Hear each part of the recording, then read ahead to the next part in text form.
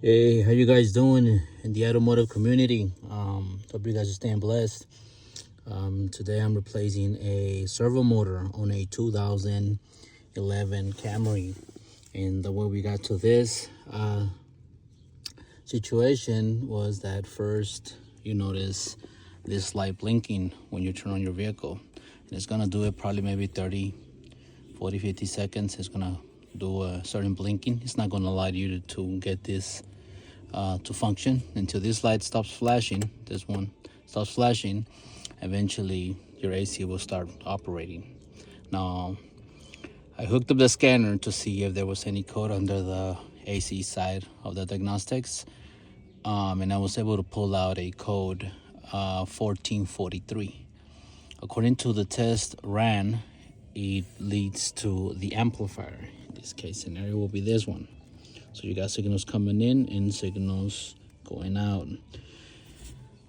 Now the motor cannot be bench tested, so I went through the diagnosis part of it as far as in hooking up the scanner, and every mode has a certain pulsation. While it's sitting in phase, it will have some sort of 8, and then eventually it will moves up. I believe it's 8, then it becomes 30 to 37, 50 to something, 70 or 60 to 72, and then it goes 92 or 87 in each spec. So as I'm turning, I'm looking at the scanner that it does change on pulsation, and it's accurate. So therefore the switch control will be fine. And then we moved on to checking out the wiring, which is this.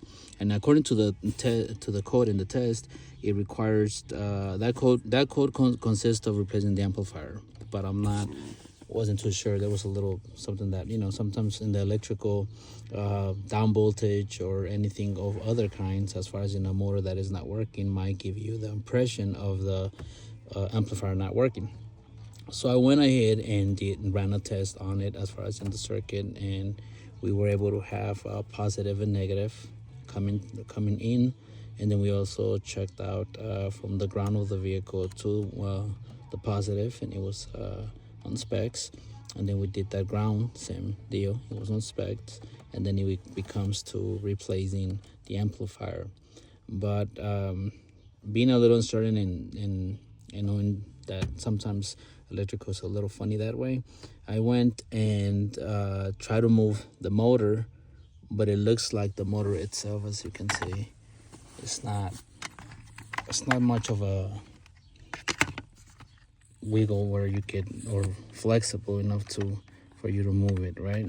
It looks like it's stiff, so it might give you some the impression that something in there might be stuck. Now these motors cannot be bench tested, so they gotta be tested in the vehicle. So instead of me ordering the amplifier, which is a little more expensive, I went out and purchased a good known motor, and hooked it up from right here, and hooked it up on the new motor, and made it function. And then eventually the light went out, so therefore it led me to that I was on the right path. And now that I got the motor out, you're able to check out that the levers, they move fairly easy. So now I have tested all of them. This one,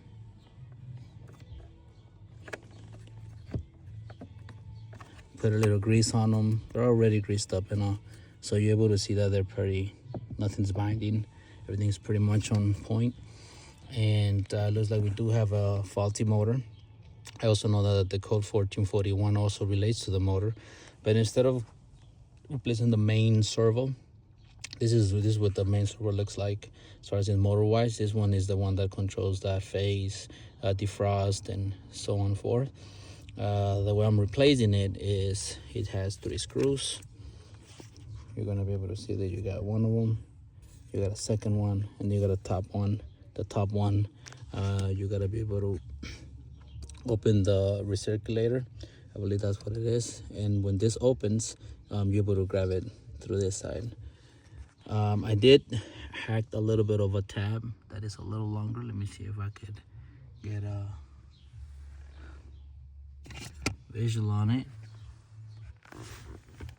and it was let me see, okay, that one right there, if you're able to see it,